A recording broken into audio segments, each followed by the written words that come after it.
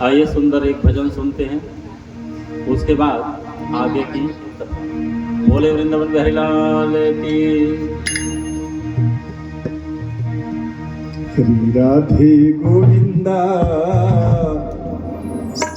मन भजले हरि का प्यारा नाम। श्री राधे गोविंदा मन भजले हरि का प्यारा नाम। राधे गोविंदा मन भजले हरि का प्यारा नाम। गोपाला हरि का प्यारा नाम है, नंदलाला हरि का प्यारा नाम है। गोपाला हरि का प्यारा नाम है, नंदलाला हरि का प्यारा नाम है। गोपाला हरि का प्यारा नाम है, नंदलाला हरि का प्यारा नाम है। गोपाला हरि का प्यारा नाम है, नंदलाला हरि का प्यारा नाम है। राधे गोविंदा मन भजले हरि का प्यारा नाम है। राधे गोविंदा मन भजले हरि का प्यारा नाम है।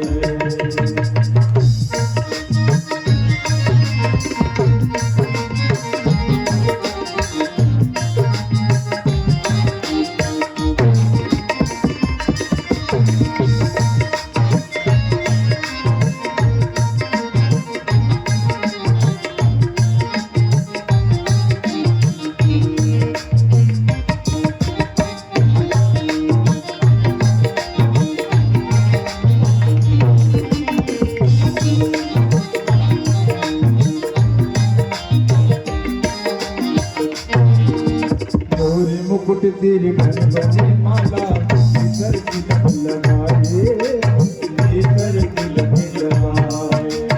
मोरे मुकुट तेरे घन बने माला, इधर तिलक लगाए, इधर तिलक लगाए। वृंदावन की कुंज गलिन में वृंदावन की कुंज गलिन में सबको नाच दिखाए, हाँ सबको नाच दिखाए। राधे गोविंदा मन भजले हरि का प्यारा नाम है। राधे गोविंदा मन भजले हरि का प्यारा नाम है।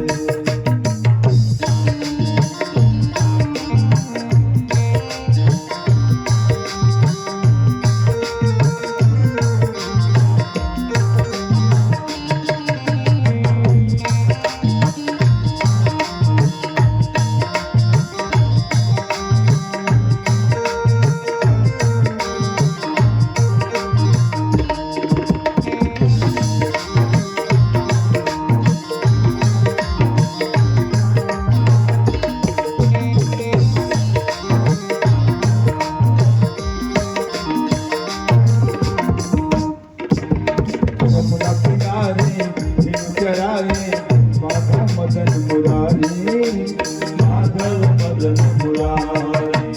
यमुना किनारे झील चराए, माधव मदन मुरारी, माधव मदन मुरारी। मधुर मुरलिया जाम बजावे,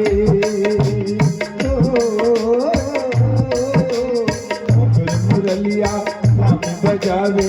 हरि लय तुझ बुझतानी, हाँ हरि लय तुझ बुझतानी। राधे गोविंदा मन भजले हरि का प्यारा नाम है। राधे गोविंदा मन भजले हरि का प्यारा नाम है। नंदलाला गोपाला, नंदलाला गोपाला, नंदलाला जय गोपाला, जय नंदलाला जय गोपाला। राधे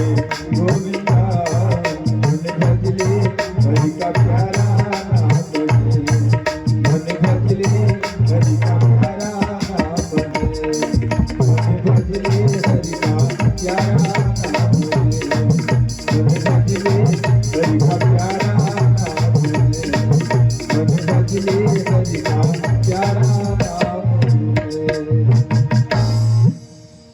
बोल कृष्ण भगवान की जय।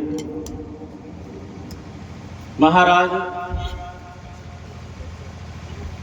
नारद वेद व्यास जी के सामने सुंदर अपनी पूर्व जन्म की कथा बता रहे हैं।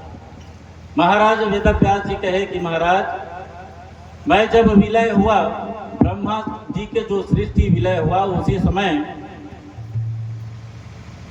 मैं भी उनके गर्भ में चला गया और चतुर्युगी समाप्त होने के बाद जब ब्रह्मा जी ने फिर से सृष्टि करना प्रारंभ किया तो मैं भी उनके मानस पुत्र के रूप में जन्म लिया महाराज। और भगवान नारायण ने मुझे सुंदर ए वीणा प्रदान करी है, उसी से उनका मैं गुणगान करता रहता हूँ। और देखो आज मैं मानस पुत्र होने के नाते तीनों लोक में घुमा करता हूँ, बाहर भी रहता हूँ, भीतर भी चला जाता हूँ, मेरे लिए कोई रोक टोक नहीं है।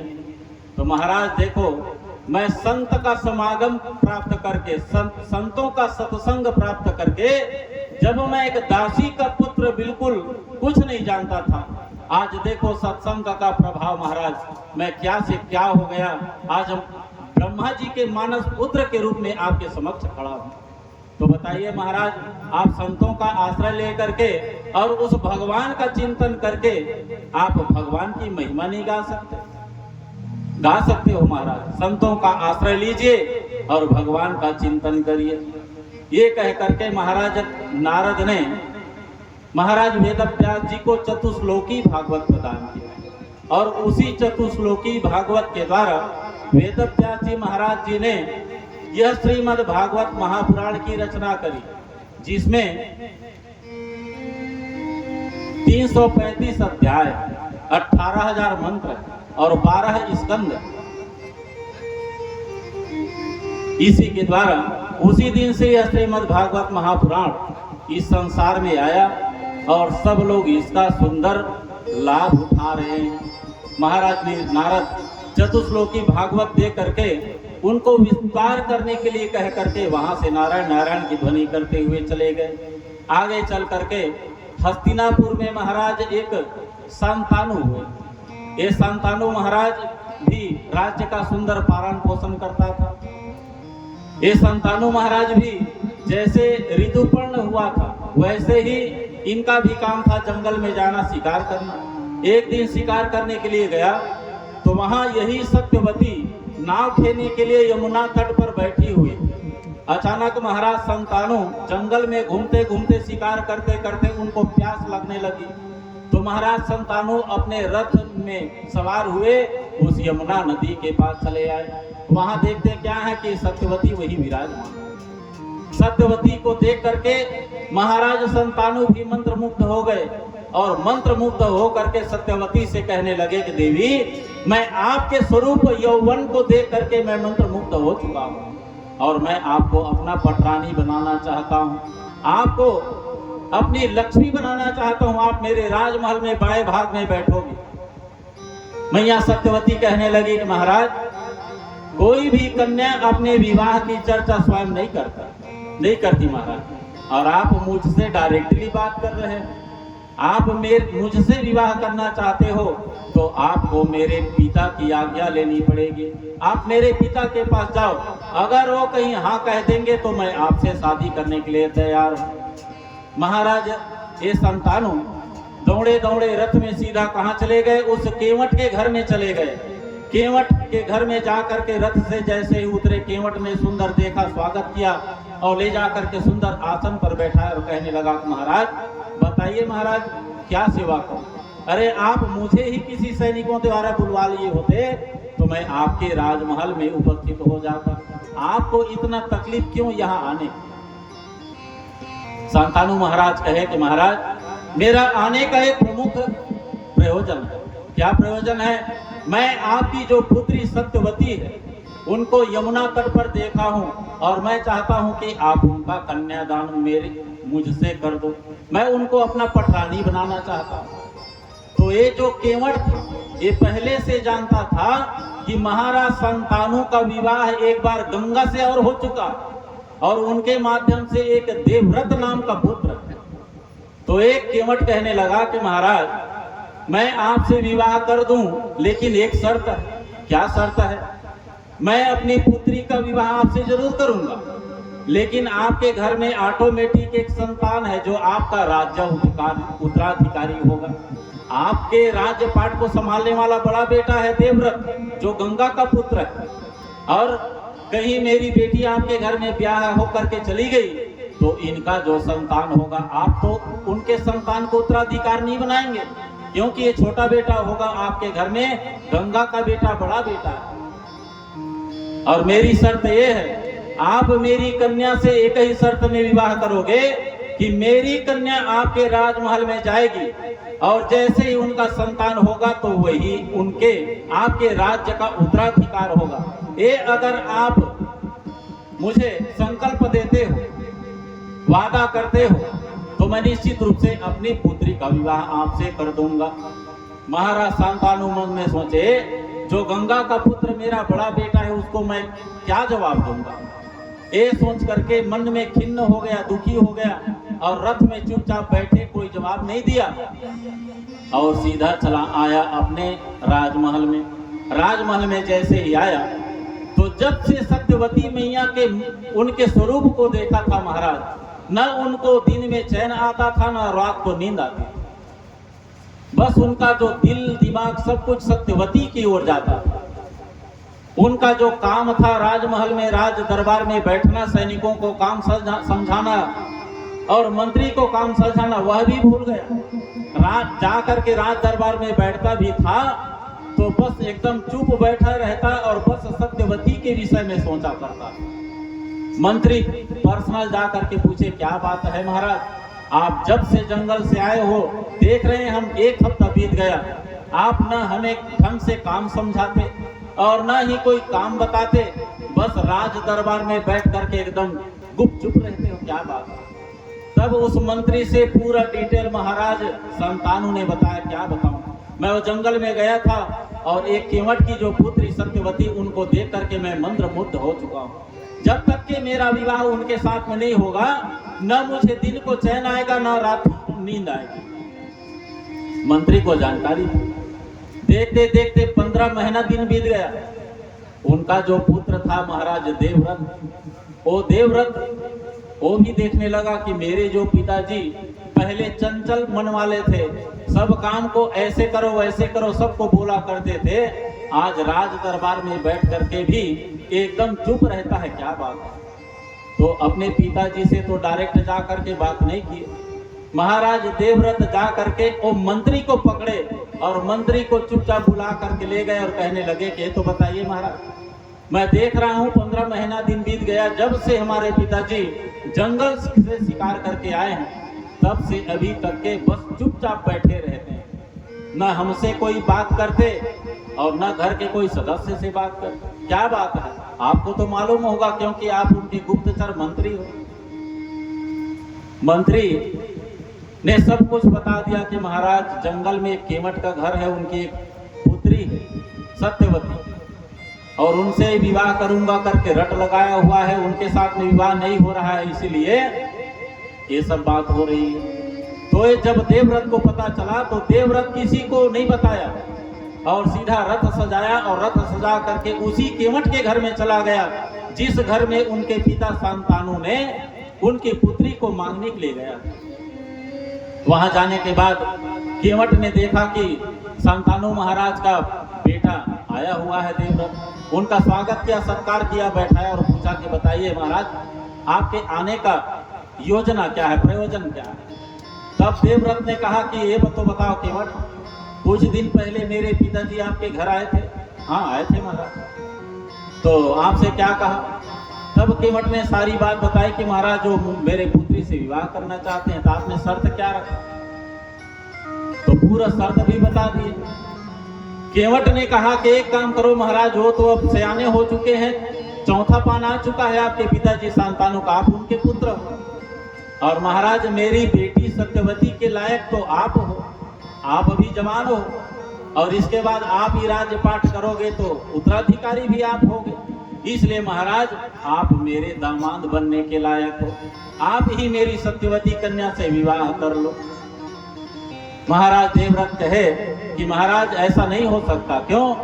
क्योंकि जिस कन्या को मेरे पिताजी ने अपने पटरानी बनाने की कल्पना किया है, अरे वो तो मेरे माता के समान हो गई, और उनके साथ में मेरा विवाह कैसे हो सकता? नहीं हो सकता। तो आपको अपनी कन्या का विवाह मेरे पिता से करना होगा।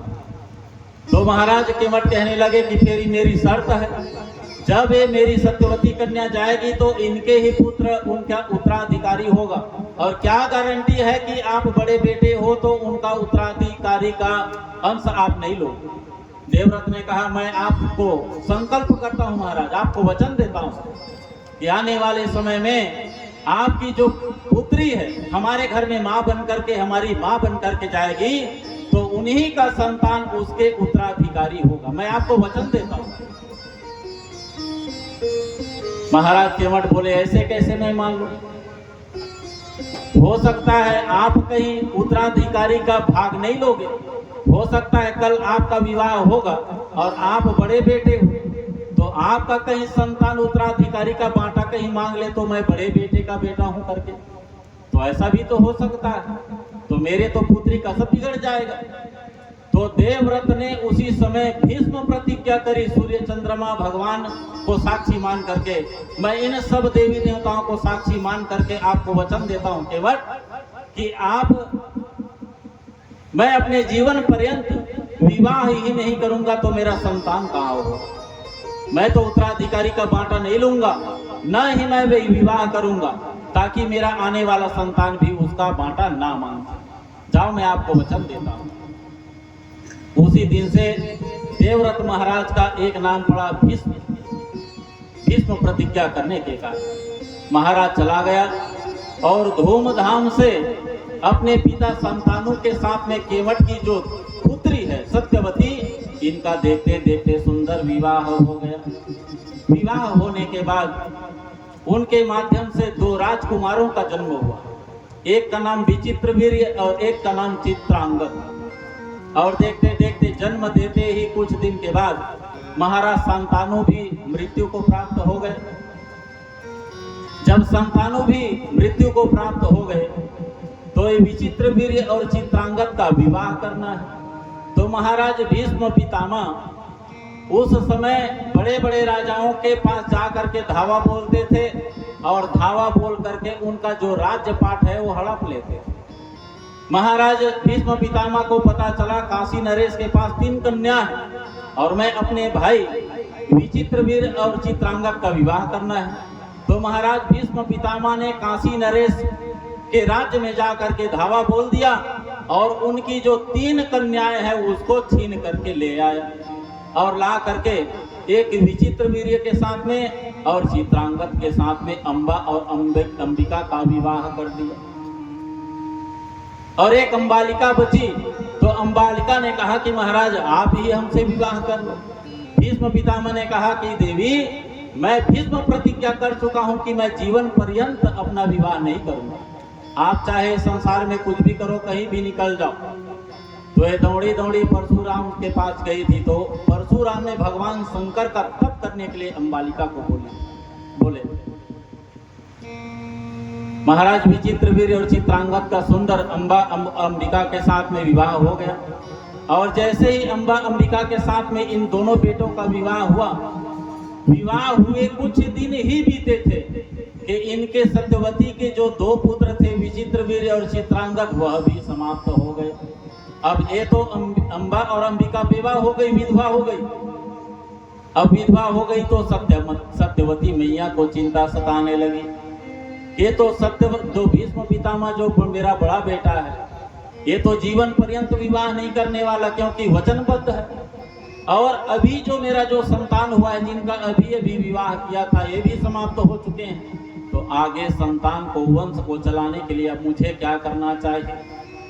तो मैया सत्यवती को याद आ गई कि मैं उस द्वीप में वेदव्यास जी को जन्म दिया था, और वो वेदव्यास मुझे वचन दिए थे कि जब भी तुम बुलाओगे माँ मैं आपके समक्ष प्रकट हो जाऊंगी। तो मैया सत्यवती जो मंत्र दिया गया था उस मंत्र का उच्चारण करते हुए वेदव्यास जी महाराज जी को याद करने लगे। ओम नमोस्तुते व्यास विशाल बुद्धे फुल्लारविन्दाय तत्पत्र नेत्र तेन त्वया भारत तैलपूर्ण प्रज्वालितो ज्ञानमया प्रदीपा। महाराज जैसे ही मैया सत्यवती मंत्र का उच्चारण करने लगी, अपने बेटे वेदव्यास जी को बुलाने लगी, कुछ क्षण में ही महाराज वेदव्यास जी साक्षात आकर के प्रकट हो गए। और प्रकट होकर के वेदव्यास जी कहने लगे कि मैया सत्यवती बताइए मैं आपकी क्या सेवा करूं, आपने मुझे क्यों याद किया। तब मैया सत्यवती कहने लगी कि बेटा ये हमारा बड़ा बेटा है जो ये तो जीवन पर्यंत विवाह नहीं करने वाला, और आप तो बिल्कुल योगी हो चुके हो, और अभी जो मेरा 2 पुत्र जिनका विवाह हुआ था वो अभी समाप्त हो चुका है। तो मैं चाहती हूँ बेटा तुम बड़े जेठ हो और इन अम्बा अंबिका को दोनों को आशीर्वाद दे दो ताकि इनका वंश आगे बढ़ सके, इनको संतान की प्राप्ति हो जाए। तो महाराज वेदव्यास जी एक कक्ष में बैठे और कक्ष में बैठ करके मैया सत्यवती से कहने लगे कि मैया आप एक काम करिए, हमारी बहुओं को हमारे पास निर्वस्त्र भेजिए, हम उनको आशीर्वाद प्रदान करेंगे और उनको सुंदर संतान की प्राप्ति हो जाएगी। अब मैया सत्यवती अम्बा के पास आ गई और अम्बा से कहने लगी कि बेटी अम्बा तुम्हारे जेठ उस कक्ष में बैठा हुआ है रे, तुम निर्वस्त्र हो जाओ और निर्वस्त्र हो करके जा करके उनसे आशीर्वाद ले लो। ए मैया अम्बा मन में सोचने लगी कि मैं अपने जेठ के सामने निर्वस्त्र होकर के जाऊंगी तो ये तो बहुत बड़ी लज्जा की बात है, इसलिए अपने लज्जा को छुपाने के लिए उनका भी बात रह जाए और मेरी बात रह जाए, ये सोच करके ए अम्बा मैया अपने शरीर में अपने आंख में पट्टी बांधी और आंख में पट्टी बांध करके वेदव्यास जी महाराज जी के पास आशीर्वाद लेने के लिए चली गई। क्यों? क्योंकि आंख ही प्रमुख है, केंद्र बिंदु है।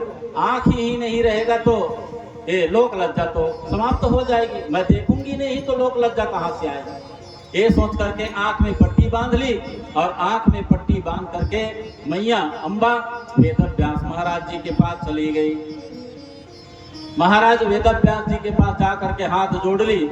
महाराज वेदव्यास जी ने अम्बा को कहा कि देवी आप जिस भावना से यहाँ पर आशीर्वाद लेने के लिए आए हो उसी भावना से आपको दिव्य पुत्र की प्राप्ति हो जाएगी, जाओ मेरा आशीर्वाद है। ये मैया अम्बा आशीर्वाद दी और वहां से वापस आ गई। मैया सत्यवती अब अंबिका को कहे कि बेटी तुम्हारा भी कोई संतान नहीं है रे, तुम भी अपने जेठ के पास जाओ और जा करके आशीर्वाद ले लो।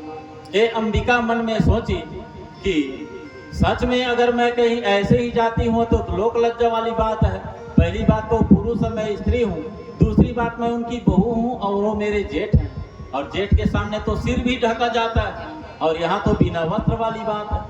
ये सोच करके महाराज अंबिका ने अपने पूरी शरीर में पीली मिट्टी पिड़ौरी लगा ली और पिड़ौरी लगा करके महाराज वेदव्यास जी के पास चले गए। वेदव्यास जी के पास जैसे ही गए हाथ जोड़ करके खड़ा हुए, महाराज वेदव्यास जी ने उसे आशीर्वाद दिया, कहा देवी जिस भावना से आप वहां से यहाँ तक के आए हो आशीर्वाद लेने के लिए उसी भावना के अनुसार जाओ, तुम्हें भी संतान की प्राप्ति हो जाए, जाओ मैं तुम्हें आशीर्वाद प्रदान करता हूँ। सुंदर आशीर्वाद दिए और आशीर्वाद दे करके महाराज वेदव्यास जी अपने मैया सत्यवती से आज्ञा लिए और वहां से अपने आश्रम चले गए। कुछ दिन के बाद मैया अम्बा के माध्यम से जो पट्टी बांध करके गई थी उनके माध्यम से धृतराष्ट्र जो जन्म से अंधा था, क्योंकि ये आंख में पट्टी बांध करके गई थी उसी भावना से उनका पुत्र भी हो गया अंधा। धृतराष्ट्र महाराज जी हो गए अंधा और उनका विवाह गंधारी से हुआ जिनके माध्यम से 100 कौरव। उसके बाद दूसरे नंबर पर अंबिका गई थी शरीर में पीली मिट्टी लगा करके, तो उनके माध्यम से महाराज पांडु का जन्म हुआ, जिनको बहुत बड़ा बीमारी था पांडु का, पांडु रोग लगा था। इनका विवाह कुंती से हुआ। एक और धर्मपत्नी थी जिनकी नाम थी माद्री, जिनके माध्यम से 5 पांडव का जन्म हुआ था कुंती के माध्यम से। महाराज पांडु को किसी मुनि का श्राप लगा था, जिसके कारण उनकी मृत्यु की कगार में आ चुका था। महाराज जब पांडु को पता चला कि अब मेरी मृत्यु होने वाली है, तो महाराज धृतराष्ट्र को अपने 5 पांडव 5 पुत्र को प्रदान कर दिया और धृतराष्ट्र को राज्य सिंहासन पर अभिषिक्त कर दिया और कहा, भैया आप मेरे 5 पुत्रों को अपने पुत्रों की ही भांति इनका पालन पोषण करना। और देखते देखते महाराज पांडु का मौत हो गया। महाराज पांडु चले गए। अब ये महाराज धृतराष्ट्र गंधारी और इधर कुंती और 100 कौरव 5 पांडव बचे। अब ये 5 पांडव को देख करके महाराज 100 कौरवों में सबसे बड़ा बेटा था दुर्योधन।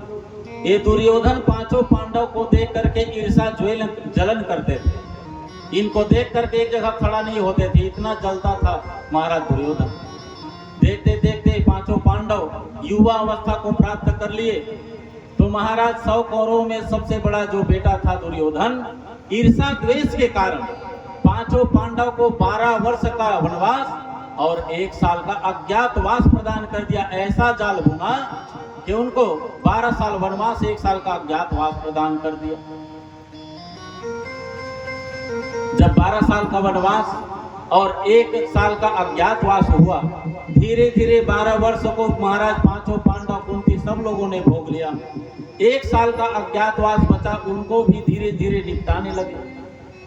कुछ दिन ही बीता कि अज्ञातवास भी समाप्त हो गया 1 वर्ष का। जब वहां से वापस आए तो सबसे पहले भगवान कन्हैया के पास आए 5 पांडव कुंती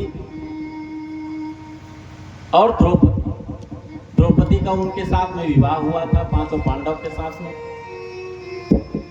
जब सभी लोग 1 वर्ष का अज्ञातवास समाप्त करके भगवान कन्हैया के पास आए और कहा कि महाराज अब हमारे जो पिता पांडु का जो हक महाराज हमें आप दिलवा दीजिए, क्योंकि अब हमें भी अपना राजपाट चलाना है। धृतराष्ट्र महाराज अपने आधा ले ले और आधा हमारे जो पिता का जो बांटा है हमें प्रदान कर दे। तो महाराज भगवान कन्हैया हस्तिनापुर में राजमहल में प्रवेश किए शांति दूत बन करके, किनके तरफ से 5 पांडव के तरफ से, और 5 पांडव के तरफ से शांति दूत बन करके जब राजमहल में प्रवेश किए तो राजमहल में दरबार लगा हुआ है और महाराज विदुर भी है, दुर्योधन 100 कौरव है, महाराज धृतराष्ट्र भी, गंधारी भी बैठी हुई। महाराज भगवान कन्हैया जब गए तो उनका स्वागत किया, बैठाया, उसके बाद आने का प्रयोजन पूछा।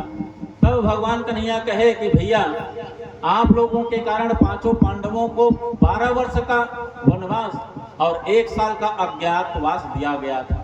आज देखते देखते पूरा 13 वर्ष बीत चुका है और 5 पांडव अज्ञातवास भी निकाल करके वापस आ चुके हैं। और उनका कहना है, मैं उनका शांति दूत बन करके आया हूँ कि भाई आपके पिता लोग 2 भाई थे, धृतराष्ट्र और पांडु। तो भाई धृतराष्ट्र अपना आधा बांटा ले ले और आधा बांटा 5 पांडवों को दे दे, क्योंकि उनका पिताजी तो समाप्त हो चुका है।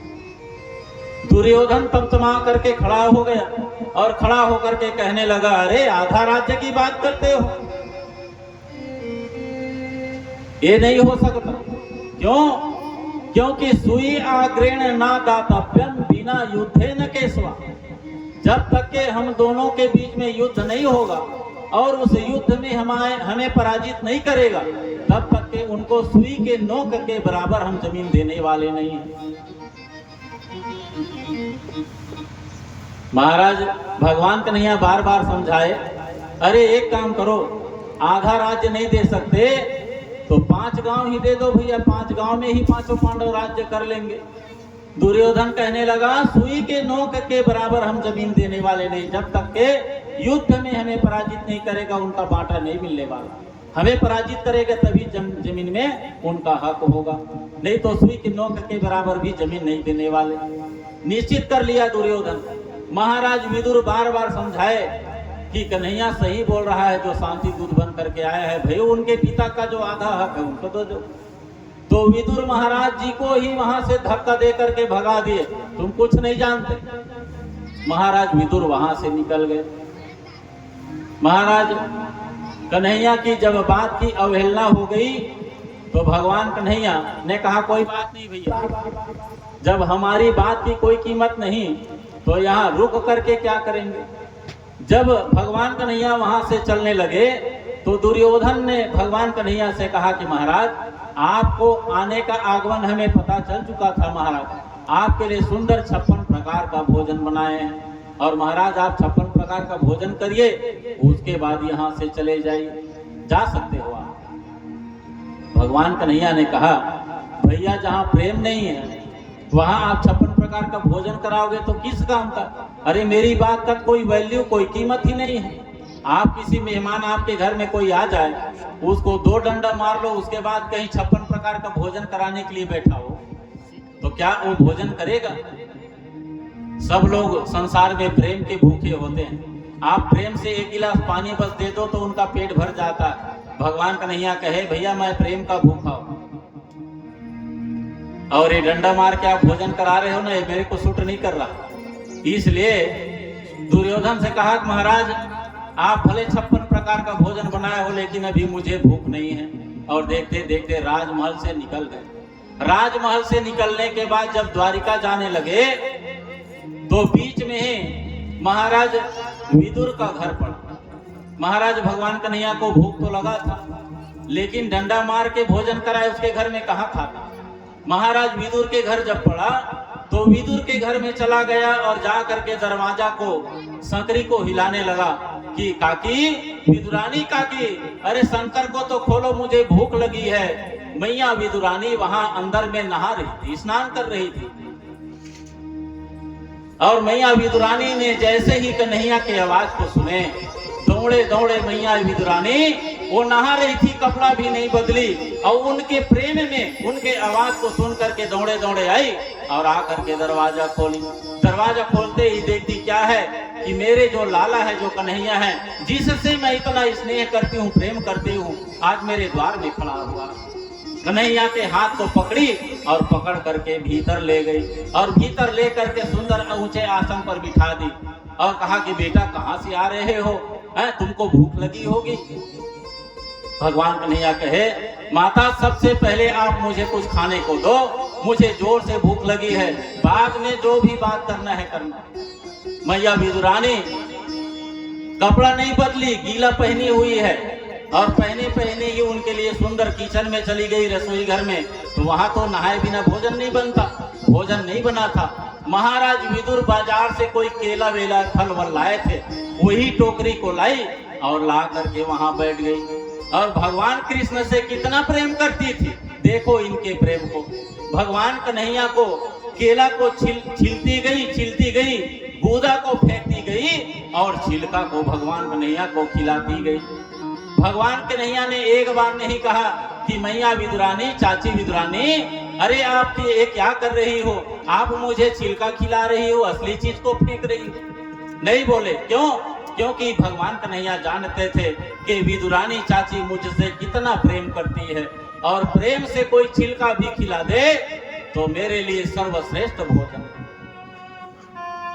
देखते देखते पूरा छिलका खाने लगे। कुछ देर के बाद जब महाराज विदुर बाहर से घूम घाम करके आए, दरवाजा खोल करके देखे तो भगवान कन्हैया सामने बैठे हुए हैं। मैया विदुरानी गीली कपड़े में बैठी हुई है और केला को छिल छिल करके गुदा को फेंक रही है और विदुरानी मैया छिलका को भगवान कन्हैया को खिला रही है।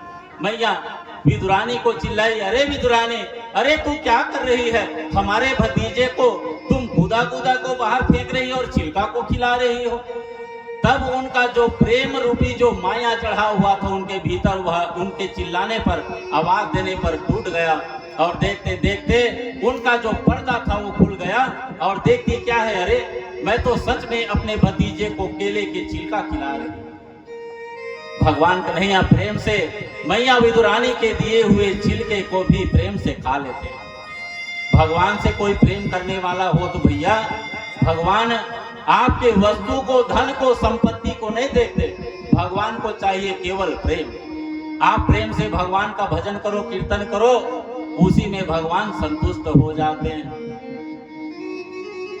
महाराज त्रेता युग में भगवान राम का जब 14 साल का वनवास हुआ था, तो 14 साल का वनवास हुआ तो भगवान राम सबरी के यहाँ जब पधारे तो सबरी ने बेर को जूठा कर करके उसको चीख चीख करके भगवान राम को खिलाया। वो क्या है? भगवान के प्रति स्नेह। क्या वो जूठा खाने के लायक? नहीं, लेकिन सबरी के प्रेम को, उनके श्रद्धा को, उनके भक्ति को देख करके भगवान राम भी उनके जूठे बेर को श्रद्धा से खाए थे, प्रेम से खाए थे। जब अयोध्या आए तो अयोध्या आने के बाद सब अयोध्यावासी जान गए कि महाराज इनका 14 साल का वनवास हुआ था, 14 साल तक के हम लोग इनसे दूर थे। तो अयोध्या के जितने भी वासी थे सब लोग एक एक जने एक एक दिन न्योता देते गए भगवान राम। कहने लगे महाराज आज आप मेरे घर खाएंगे, दूसरा दिन दूसरे वाले घर, तीसरे दिन तीसरे घर। पूरा गांव भर उनको न्योता भेज दिया गया। सब लोग अपने अपने घर में 56 प्रकार का जो भी बना व्यंजन पकाते गए, भगवान राम को खिलाते गए। एक माता जी सुंदर भगवान राम को खिलाती गई और खिलाने के बाद जब डकार मारे भगवान राम, हाथ धोए, तो मैया भगवान राम से पूछने लगी कि महाराज ये तो बताइए आप संतुष्ट हो गए ना आज के भोजन से? आपको अच्छा लगा तो ना? भगवान राम कहने लगे क्या बताऊं देवी, एक था द्वापर युग जहां मैया विदुरानी ने मुझे प्रेम से केला का छिलका खिलाया, और अभी त्रेता युग में 14 साल के वनवास के भीतर जो मैया सबरी ने मुझे जूठे बेर खिलाए, आज तक वो भोजन मुझे कभी नहीं मिला। आप भोजन की बात करती हो, भोजन तो अच्छा बना है, लेकिन जो 2 जगह भोजन मैं किया हूं माता, वैसा भोजन मुझे आज तक नहीं मिला।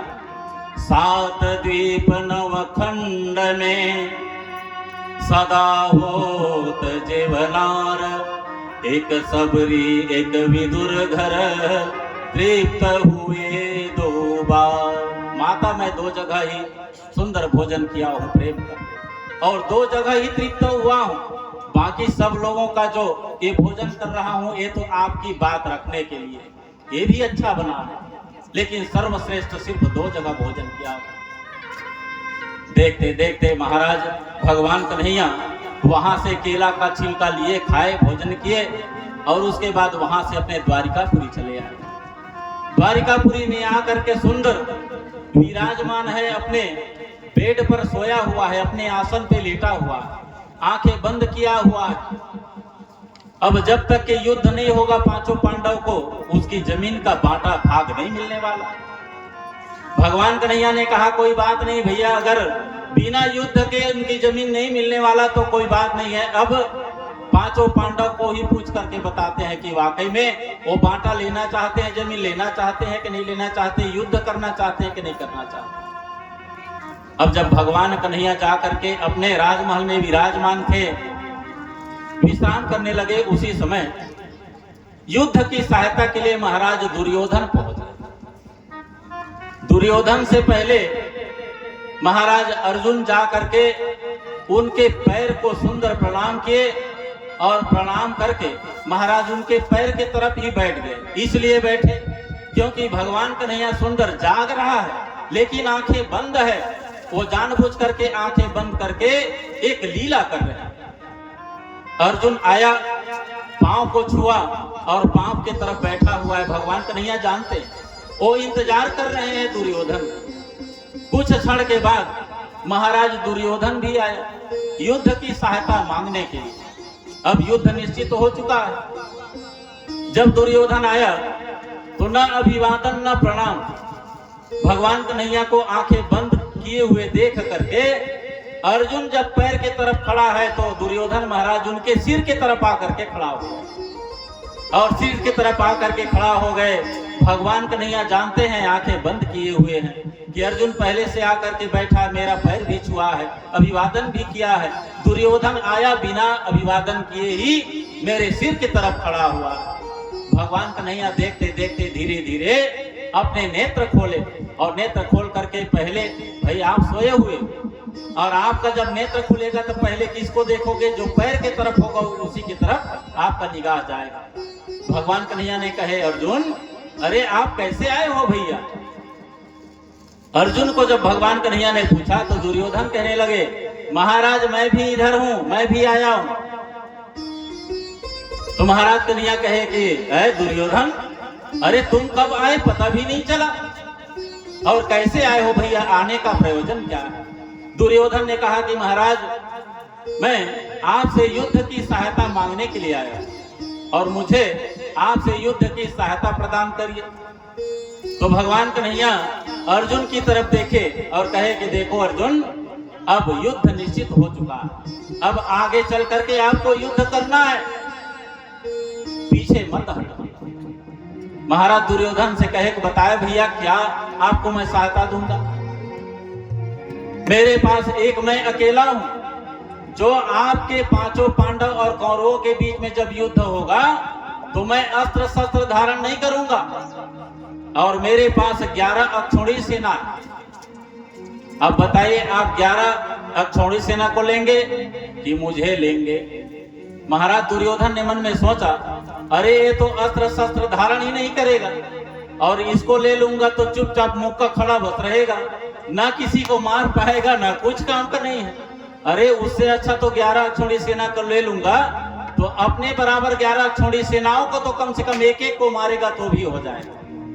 ये सोच करके दुर्योधन महाराज ने कहा कि महाराज आप तो अस्त्र शस्त्र धारण नहीं करेंगे तो आपको लेकर क्या करूंगा महाराज? मुझे आपकी जो 11 अक्षौणी सेना है उसे ही प्रदान कर दीजिए। महाराज कन्हैया ने कहा कोई बात नहीं भैया, आप 11 अक्षौणी सेना को लेना चाहते हैं उसे ही ले लीजिए, और मैं तो इस युद्ध में कोई अस्त्र शस्त्र धारण नहीं करने वाला। महाराज दुर्योधन सुंदर सहायता मांग करके वहां से चला गया।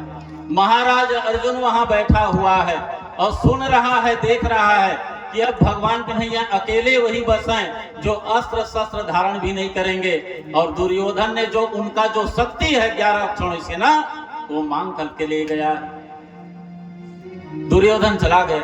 भगवान कन्हैया दुर्योधन के जाने के बाद अर्जुन महाराज जी से पूछे, उनकी बात, उनके मन की बात को जानते थे।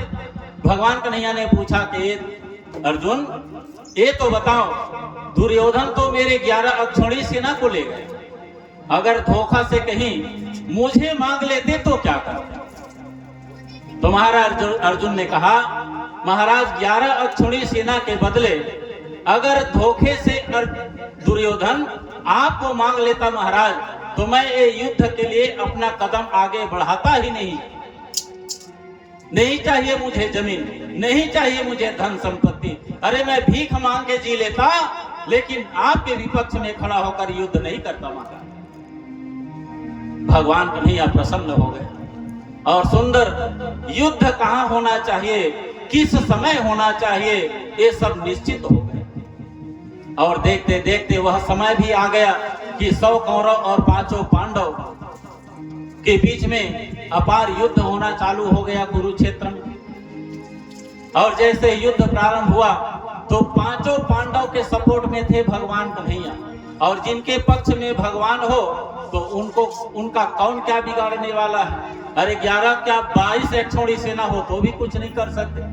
5 पांडव ने भगवान कन्हैया के आशीर्वाद प्राप्त करके जितनी भी सेना था सबको चकाचक मारते गया।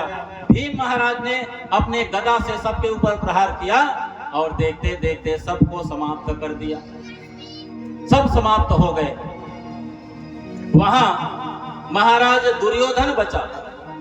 दुर्योधन को देख करके भगवान कन्हैया भीम की तरफ इशारा किए कि भैया आप एक काम करो, ये भीम बस बचा है, अब भीम को आप मार रहे हो गदा से, वो तो फिर उड़ जाता है।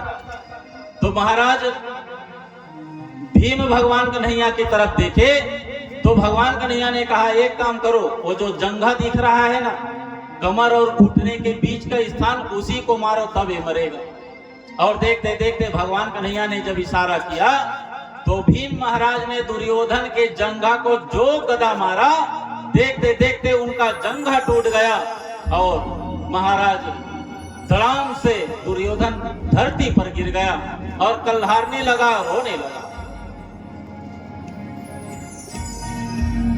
महाराज कन्हैया कहे कि अब आपका काम तमाम हो गया।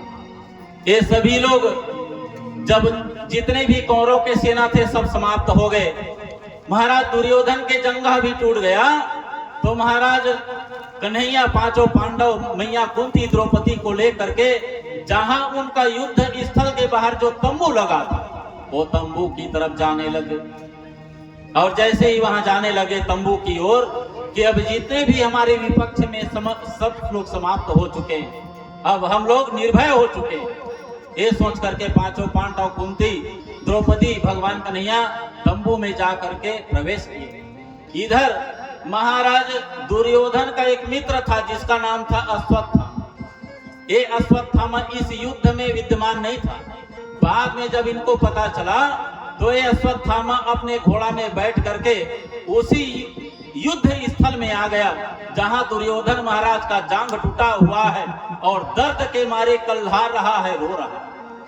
अश्वत्थामा जब आया तो दुर्योधन के उस विषम परिस्थिति को देख करके महाराज घोड़ा से उतरे और दुर्योधन महाराज जी से कहने लगे कि महाराज दुर्योधन देखो, मैं जब युद्ध हुआ था पहले मैं बार बार आपको चेतावनी दिया था कि महाराज मुझे सेनापति घोषित कर दो, मुझे सेनापति बना दो, लेकिन आपने मेरी बात एक ना सुनी। अगर आप इस युद्ध में मुझे सेनापति बना दिए होते तो महाराज ये दिन आपको देखना नहीं पड़ता, मैं पूरा पांचों पांडव को समाप्त कर देता। दुर्योधन महाराज जी कहे, अरे मेरे पास भगवान कन्हैया का 11 अक्षौणी सेना और हम 100 कौरव कुछ नहीं बिगाड़ सके, तो बताओ तुम अकेले अश्वत्थामा उनका क्या बिगाड़ सकते हो? महाराज अश्वत्थामा ने कहा, वो तो पता तब चलता महाराज जब आप मुझे सेनापति घोषित कर देते, सेनापति बना देते तो मेरे अंडर में रह करके सब काम करते और निश्चित रूप से पांचों पांडव हारा जाते, मैं मरवा देता, मार देता। अब दुर्योधन को तो चिढ़ लगा हुआ था शुरू से, पांचों पांडव को समाप्त करना ही। तो कई जन मन का होते, मोरो मत बने दूसरों को मत बने, अब मोर बिगड़ गए दूसरों को बिगड़ जाए, ऐसा सोच वाले होते हैं। तो दुर्योधन महाराज मरते समय मन में सोचने लगे, मैं तो मर ही रहा हूं, क्यों ना मेरा दुश्मन मर जाए ताकि मेरा मरने के समय मुझे भीतर से आत्म शांति मिल जाए।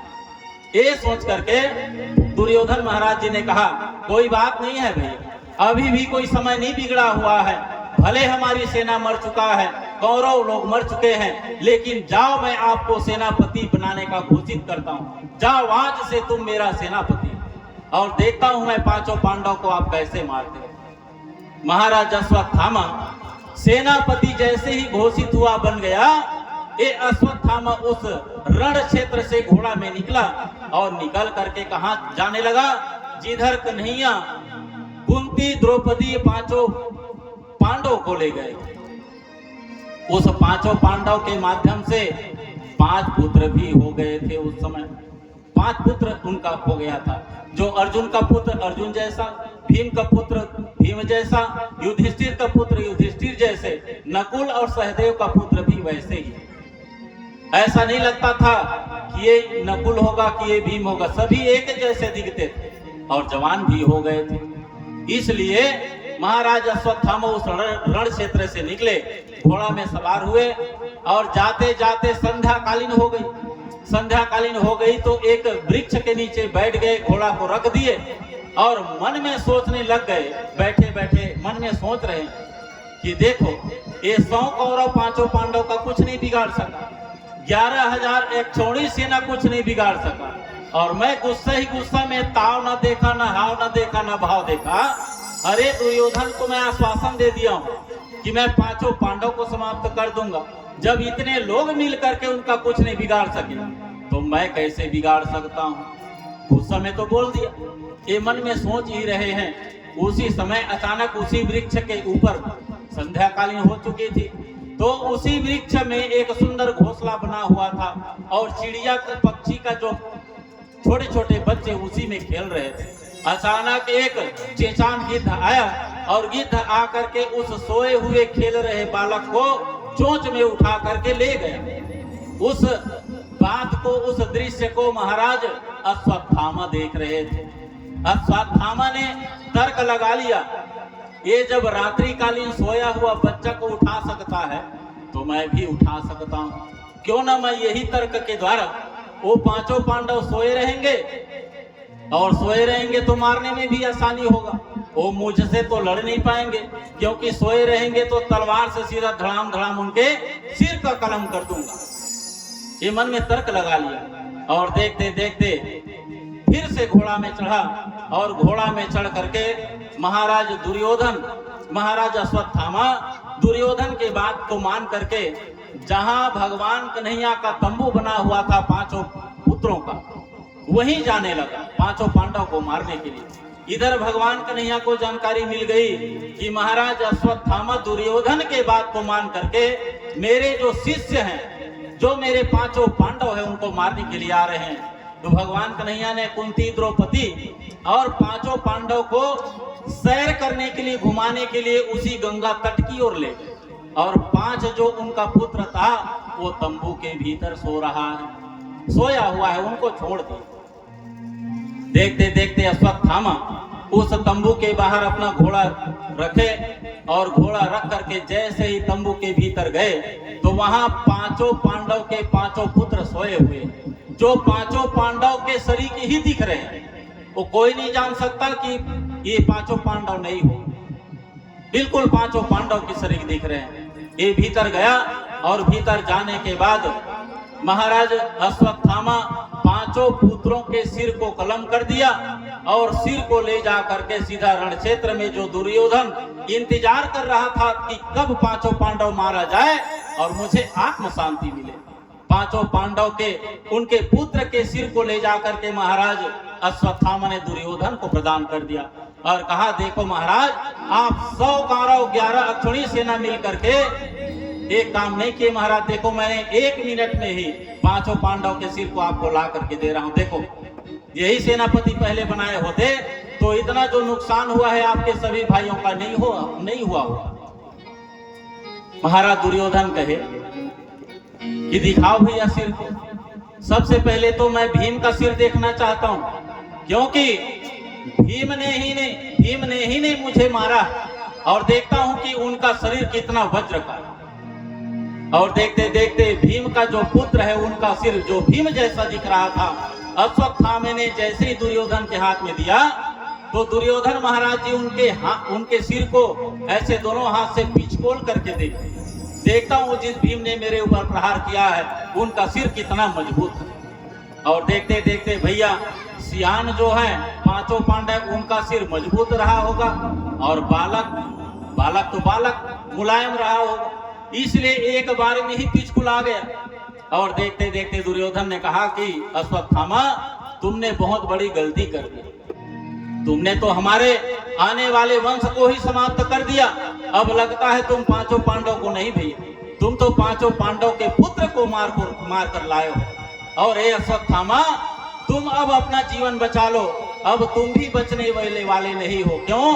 क्योंकि पांचों पांडव को पता चला तो देखो मेरे भाई तो मर गए, मैं भी मर ही रहा हूं इस रण क्षेत्र में, तुम भी मारे जाओगे, अब तुम भी बचने वाले नहीं हो, अब बचने की कोई उपाय ढूंढ लो, भगो यहां से। ये महाराज अश्वत्थामा घोड़ा में चढ़े और डर के मारे वहां से उस रण क्षेत्र से भागने लगे। अब जब रण क्षेत्र से भागने लगे तो भगवान कन्हैया पांचों पांडव, मैया कुंती द्रौपदी को उसी तंबू में ले आई जिस तंबू में पांचों पांडव सो रहे थे। अब भीतर आकर के देखिए तो देखिए क्या है कि कुंती की जो पांचों पुत्र, जो नाती है द्रौपदी के जो पांचों पुत्र हैं, वो सर का कलम हो चुका है, धड़ बस रखा हुआ। मैया द्रौपदी से सहन नहीं हुआ, क्योंकि 5 पुत्र की बात है। पांचों पुत्र की जब धड़ को देखे, मैया द्रौपदी विलाप करने लगी, रोने लगी और चिल्लाने लगी, बिलखने लगी। मैया द्रौपदी के विलाप करने को सुन करके महाराज अर्जुन को दया आ गई, भगवान कन्हैया को दया आ गई। द्रौपदी पुत्र शोक में व्याकुल होकर के रोने लगी। इधर पांडव पृथ्वी के शासक हो जाने पर इनको अभिमान हो जाए, क्योंकि ये जो रण क्षेत्र में जो युद्ध हुआ ये तो पांचों पांडव जीत चुके हैं। अगर मैं अभी इनको शासन काल दे दूंगा तो इनको अभिमान हो जाएगा कि कितनी आसानी से हम इस युद्ध को जीत लिए। ये ना सोचे, इनके भीतर अभिमान ना हो, इसलिए भगवान कन्हैया ने पांचों पुत्रों को भी मरवा दिया।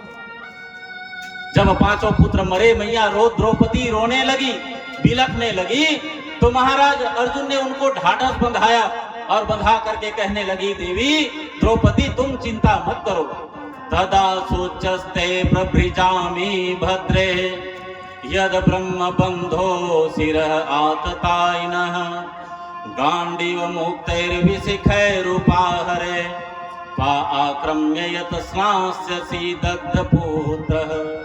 हे कल्याणी तुम चिंता मत करो, जिसने हमारे पुत्र को मारा है मैं आपको वचन देता हूँ, उस हत्यारे को, उस ब्रह्म हत्यारे को मैं आपके सामने बंधन करके लाऊंगा, और जब उसको मार दोगी और अपने पुत्रों की अग्निदाह संस्कार करोगी, उसके बाद उसी के सौ में खड़ा होकर के आप अपने बाल को धो, मैं आपको वचन देता हूँ। महाराज अर्जुन की बात को सुन करके मैया द्रौपदी जो बिलक बिलक करके रो रही थी, शांत हुई, और शांत होने के बाद महाराज अर्जुन भगवान कन्हैया को रथ में सवार किए और कहा कि महाराज सारथी बन जाइए और चलिए रथ को संभालिए।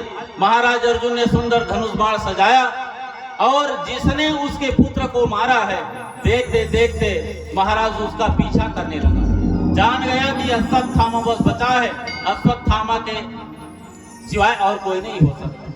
जिधर अश्वत्थामा भगा था उधर ही महाराज भगवान कन्हैया का रथ आगे बढ़ने लगा। कुछ दूर जाने के बाद अश्वत्थामा जो भग रहा था वो दिखने लगा। महाराज रथ को और आगे बढ़ाए, तेजी से बढ़ाने लगे। जब पास में जाने लगे तो अश्वत्थामा ने पलट करके देख लिया कि जिनके पुत्र को मैंने आज मारा है वही लोग मेरा पीछा कर रहे हैं, अब मैं बचने वाला नहीं हूं, अब मैं समाप्त हो जाऊंगा। ये समझ करके पीछा करते हुए देख करके महाराज अश्वत्थामा ने अपने मंत्र के माध्यम से ब्रह्म अस्त्र धारण कर लिया। उस ब्रह्म अस्त्र को जागृत करके महाराज उस ब्रह्म अस्त्र को छोड़ दिया, और जैसे ही ब्रह्म अस्त्र को छोड़ा तो महाराज चारों तरफ आग अग्नि की ज्वाला झलकने लगी, दहकने लगी। महाराज अर्जुन के शरीर भी जलने लगे। भगवान कन्हैया से कहे, महाराज ये तो बताइए क्या चीज है महाराज जो अश्वत्थामा ने छोड़ा? लगता है महाराज मैं तो बचने ही वाला नहीं। भगवान कन्हैया ने कहा कि अर्जुन, ये जो अश्वत्थामा ने जो ब्रह्मास्त्र छोड़ा है ये मात्र छोड़ना जानता है, उसको लौटाना नहीं जानता। वो मंत्र नहीं सीखा, छोड़ना बस जानता। तो क्या किया जाए महाराज? तो अर्जुन से कहा कि महाराज कांटा को कांटा के द्वारा ही निकाला जा सकता है, और इसने जब ब्रह्म अस्त्र छोड़ दिया है तो तुम भी ब्रह्म अस्त्र छोड़ो और इसको समाप्त कर दो, तभी तुम बच पाओगे। और देखते देखते भगवान कन्हैया के आदेश से महाराज अश्वत्थामा के द्वारा छोड़े गए ब्रह्मास्त्र को समाप्त करने के लिए आकाश मंडल में अर्जुन महाराज ने भी मंत्र के द्वारा ब्रह्म अस्त्र लाया और ला करके उसी ब्रह्म अस्त्र के ऊपर छोड़ दिया। देखते देखते बिजली की तरह आकाश मंडल कौंधी, और कौंधने के बाद दोनों ब्रह्म आपस में टकराए, और टकराने के बाद देखते देखते दोनों ब्रह्मास्त्र लुप्त हो। अब महाराज अश्वत्थामा जान गए कि अब मैं बचने वाला नहीं। जो जानता था उसको भी छोड़ दिया, वे तो ये लोग बच गए।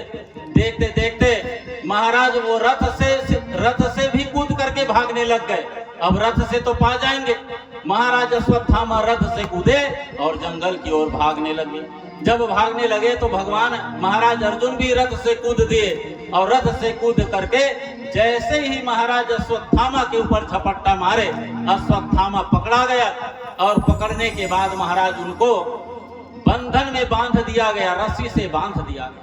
और बांधने के बाद उसको बांध करके महाराज द्रौपदी मैया के समक्ष ले जाया गया। भगवान कन्हैया रथ में चढ़ाए उनको, और जहां द्रौपदी अपने पुत्रों के शोक में व्याकुल रो रही थी, वही ले जाकर के द्रौपदी के समक्ष रख दिए। कहा कि देवी, यही अश्वत्थामा है जो हमारे पुत्रों को, सोते हुए पुत्रों को मार दिया। शास्त्र में ऐसा कथन है, 2-4 जगह ऐसा है कि जैसे पागल है या निहत्था है या सोया हुआ है, ऐसे लोगों को मारना बहुत बड़ा पाप है, ब्रह्म हत्या लगता है उससे। इसने तो ब्रह्म हत्या करी ही थी। महाराज द्रौपदी के सामने जब अश्वत्थामा को पेश किया गया तो अश्वत्थामा गलती किया था, इसलिए सिर को झुकाया हुआ है और हाथ जोड़ा हुआ है। लाज के मारे द्रौपदी को अपना शकल नहीं दिखा पा रहा है। क्यों?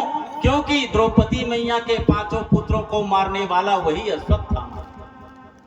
भगवान अर्जुन कहने लगे भगवान कन्हैया से, महाराज आप आज्ञा एक बार दे दो, द्रौपदी एक बार आज्ञा दे दो, मैं इसको एक ही बाण में छलनी छलनी कर दूंगा।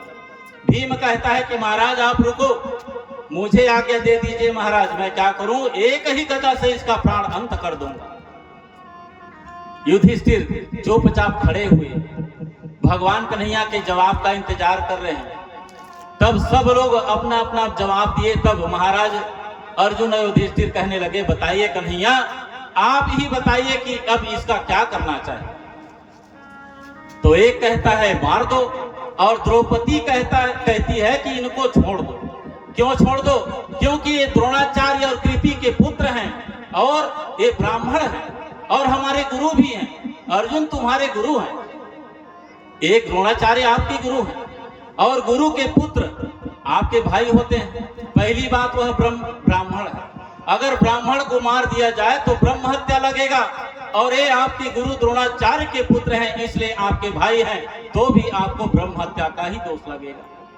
तीसरी बात, अरे मेरे तो पति अभी 5 पांडव हैं, कल मैं और संतान पैदा कर सकती हूँ, लेकिन ये द्रोणाचार्य जो कृपि के जो पति हैं, ये तो इस युद्ध में मारा जा चुका है। उनका एक ही पुत्र है अश्वत्थामा।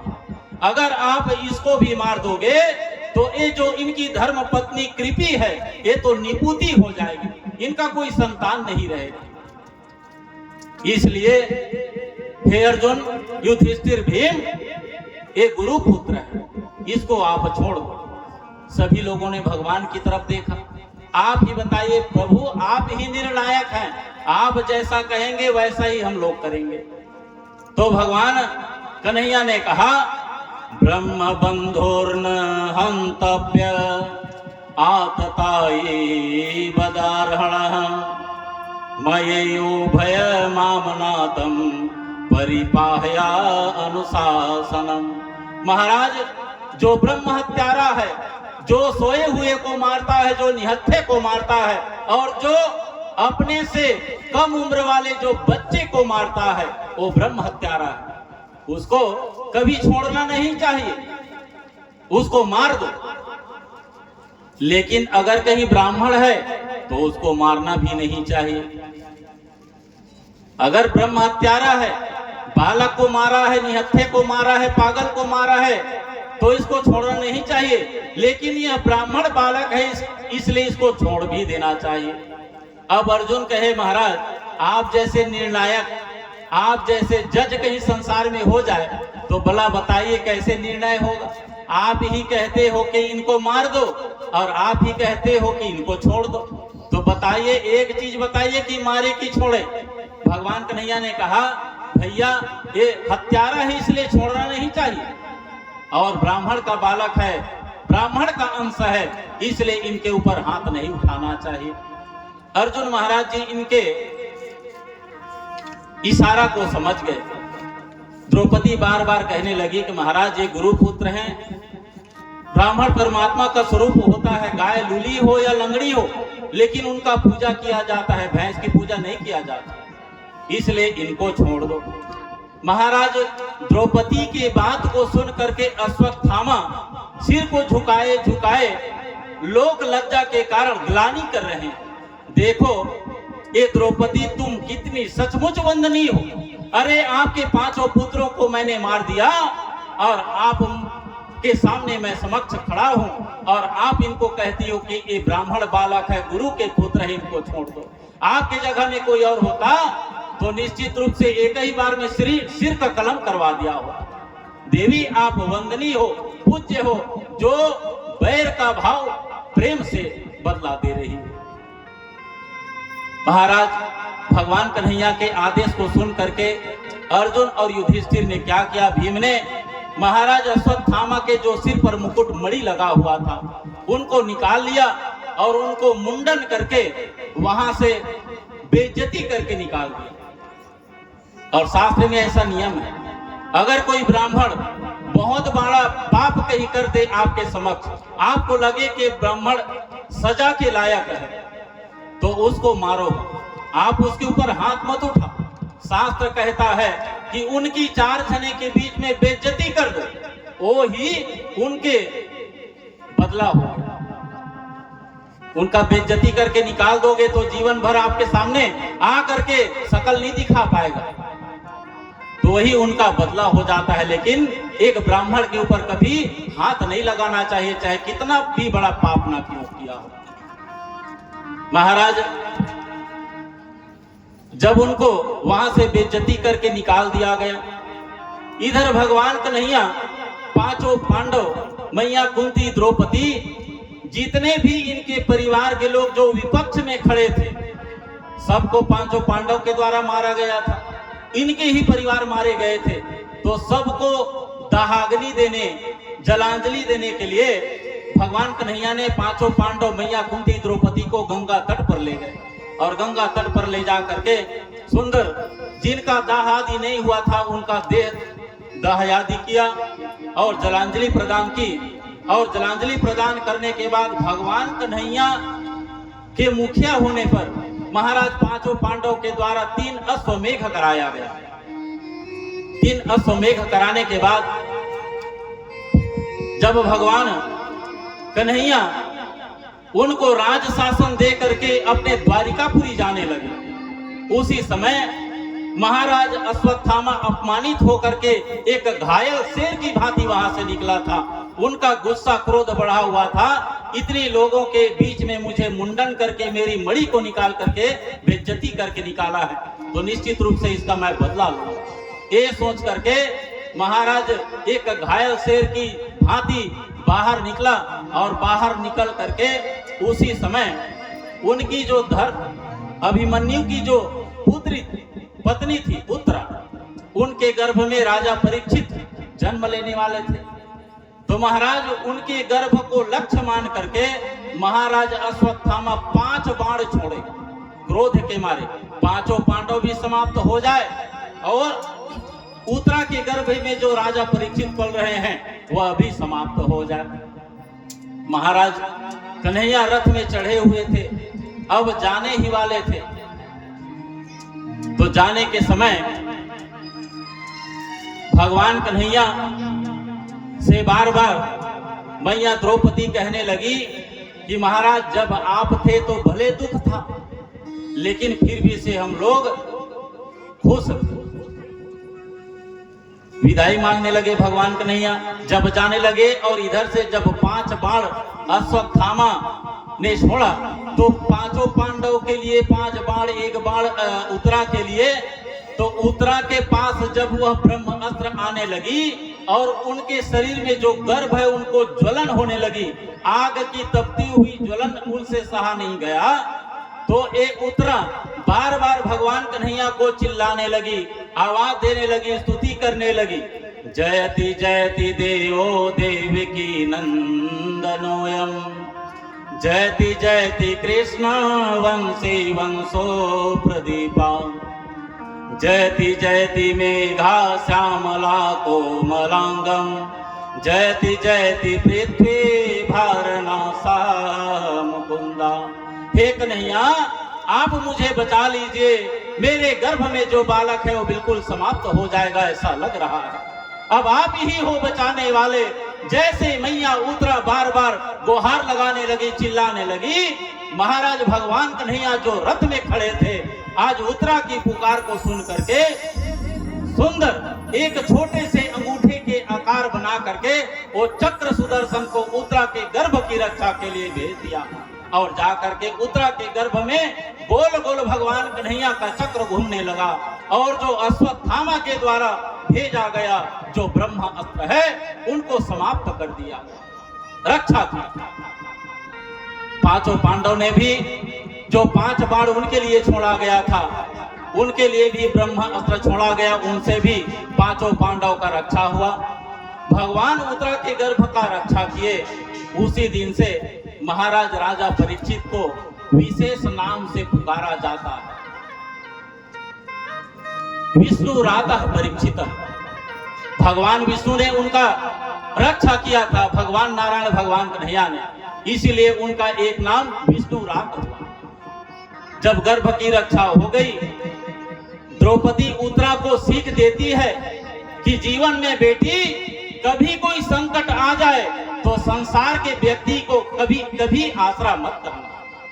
अरे आसरा करना है तो उस परमात्मा की आसरा करना, क्योंकि बचाने वाले और मारने वाले तो वही परमात्मा है। उसकी दया कहीं हमारे ऊपर आ गई तो इस संसार में ऐसा कोई नहीं है जो हमारा कुछ बिगाड़ सके। आपने अच्छा किया बेटी, जो अपने परिवार को नहीं चिल्लाई, आवाज नहीं दी, वो कन्हैया को आपने बुला लिया और देखो आज हमारे परमात्मा कन्हैया ने आपकी रक्षा किया। ऐसे उस जमाने की सास है जो अपने बहू को ऐसा शिक्षा देती है। और आज की जो सास बहू है, 1 साल कहीं बेटा का विवाह हो गया, बहू 1 साल तक के एक साथ नहीं रहने वाले। 1-2 साल के बाद चाहे सास से लड़ाई हो चाहे ससुर से लड़ाई हो, अपने पति को भड़काएगी और पति को भड़का करके कैसा भी हो अपने सास और ससुर से अलग हो जाए। और ये पहले जमाने की मैया द्रौपदी जो सास है अपनी बहू उत्तरा को सुंदर सीख प्रदान करती है। भगवान देवी कौशल्या के गर्भ में नहीं आए, उन्हें आभास कराया। भक्त के लिए भगवान आभास कराते हैं। उनके गर्भ में जा करके रक्षा किए। भगवान पांडव को समझा करके अब कहे कि देवी अब आपके गर्भा की रक्षा हो गई, अब आप जो हस्तिनापुर का राज्य है उनका आप सुंदर आसन ग्रहण करो। राजा से अभिषेक तो पहले ही कर दिया था और कहा कि भैया हस्तिनापुर में आप राज करो। और अब मैं द्वारिकापुरी में बहुत दिन हो गया नहीं हूँ, मैं अब द्वारिकापुरी अपने राजमहल में जाता हूँ। जब भगवान कन्हैया की बात को सुने तो मैया कुंती घबरा गई और कुंती घबरा करके हाथ जोड़ करके वही खड़ा हो गई जहां भगवान कन्हैया रथ को हाँक रहे हैं। मैया कुंती जा करके खड़ा हो गई और खड़ा हो करके हाथ जोड़ करके कहने लगी कि महाराज, वो समय था जब हमारे जीवन में दुख आया, उस समय आपने देखो कितना सहयोग किया और महाराज आप यहाँ से जा रहे हो। सूत जी कहते हैं रोज नियम क्या था, भगवान कन्हैया अपने बुआ कुंती की अभिवादन करता था, प्रणाम करता था, लेकिन आज ऐसा स्थिति आ गया, मैया कुंती रथ के आगे खड़ा हो गई और अपने भतीजे की प्रणाम कर रही है, भगवान कन्हैया की प्रणाम कर रही है। भगवान कन्हैया कहे माँ बुआ, अरे आप ये कैसा उल्टा गंगा बहा रही हो, अरे रोज मैं आपका अभिवादन करता हूँ, प्रणाम करता हूँ, अरे आज आप मेरा प्रणाम कर रही हो, अभिवादन कर रही हो। भगवान की बात को सुन करके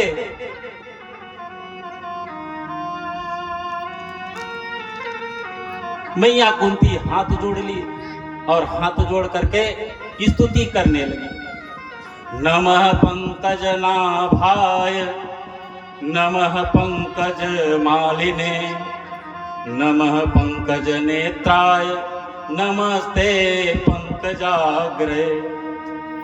मैया कुंती हाथ जोड़ ली और हाथ जोड़ करके भगवान कन्हैया की 27 मंत्रों में सुंदर उनकी स्तुति की।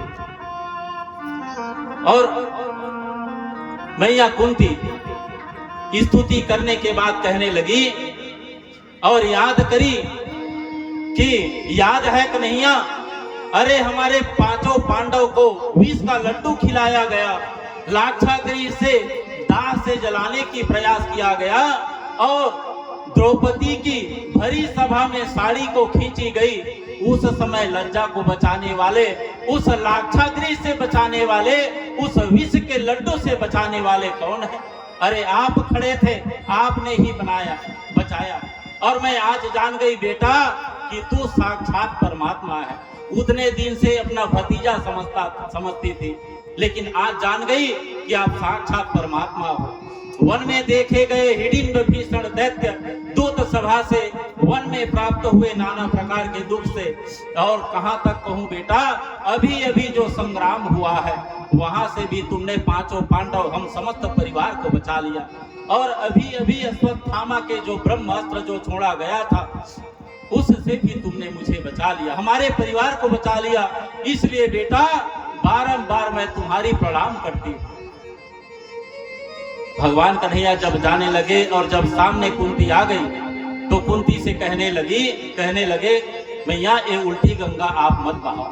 रथ से उतर गए और रथ से उतर करके महाराज पांचों पांडव को, मैया उत्तरा को, कुंती, द्रौपदी को, सबको कुछ न कुछ दिया भगवान ने। किसी ने भक्ति मांगी, किसी ने ज्ञान मांगा, किसी ने और कुछ मांगा। मैया कुंती से कहने लगी बुआ सब लोगों को मैंने कुछ न कुछ दे दिया, आप भी कुछ आशीर्वाद, कुछ वरदान, कुछ मुझसे कुछ चाहती हो तो बता दो। तो मैया कुंती जो मांगी है भगवान कन्हैया से, न भूतकाल में किसी ने न मांगा है, न वर्तमान में कोई मांग सकता, न कभी भविष्य में कोई मांगने वाला होगा। मैया कुंती हाथ जोड़ ली और कहने लगी नाथ आप जो यहां से जा रहे हो हमारी परित्याग मत करो, क्योंकि आप यहां से चले जाओगे हम लोग राज्य शासन करेंगे, हम लोग सुखी हो जाएंगे और सुखी होकर के आपको भूल जाएंगे। आपको अगर देना ही है, मुझे चाहिए तो नहीं, लेकिन आप मुझे देना ही चाहते हैं तो हमारे जीवन में पांचों पांडव, मेरे, द्रौपदी, उत्तरा के जीवन में दुख ही दुख दे दो, हम लोग जीवन भर दुख ही दुख प्राप्त करते रहे। भगवान कन्हैया कहे देवी अरे सब लोग तो सुख चाहते हैं, शांति चाहते हैं, धन चाहते हैं, दौलत चाहते हैं, लेकिन बुआ आप दुख मांग रही हो, क्या बात है? अरे अभी अभी तो आपको दुख से निवृत्ति प्राप्त हुआ है, अभी आप दुख से निकली हो। मैया कुंती कहती है तभी तो कह रही हूँ महाराज, देखो हमारे जीवन में इतना दिन तक के दुख तकलीफ था, तब आप हमारे साथ में थे, और जैसे ही हमारा दुख निकल रहा है और सुख का दिन आ रहा है तो हमारा आप परित्याग कर रहे हो महाराज, हमें छोड़ करके जा रहे हो। तो ऐसे धन, ऐसे दौलत, ऐसे राज्य किस काम का जिसके पाने के बाद आपका परित्याग हो जाए? ये सब बेकार है महाराज राजपाट। उससे तो अच्छा पहले था जो हम लोग विपत्ति सह रहे थे, हमारे ऊपर विपत्ति आ रही थी, 24 घंटा आप हमारे साथ ही, क्योंकि सुख में भैया सबको घमंड हो जाता, हमारे शास्त्रों में